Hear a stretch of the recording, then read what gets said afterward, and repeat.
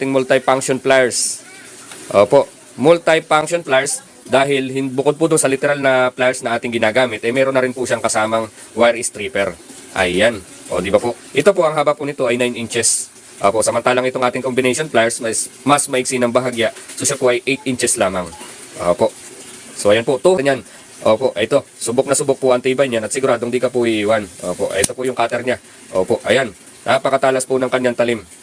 Opo. So, kahit pako po, steel matting, kayang-kaya po niyang putulin. Pako na D3, D4, kayang-kaya po nitong putulin. Opo, yan. Ganyan po katalas yung ating cutter, yung cutter ng ating multifunction pliers. Okay, ganun din po itong combination pliers. Matalas din po siya. Opo.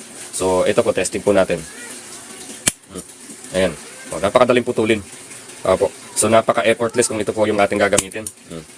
Ayan. At, syempre, andun pa rin yung kanyang talim. Andun pa rin yung kanyang talas. So, hindi po siya basta-basta nasisira. Unlike ng ibang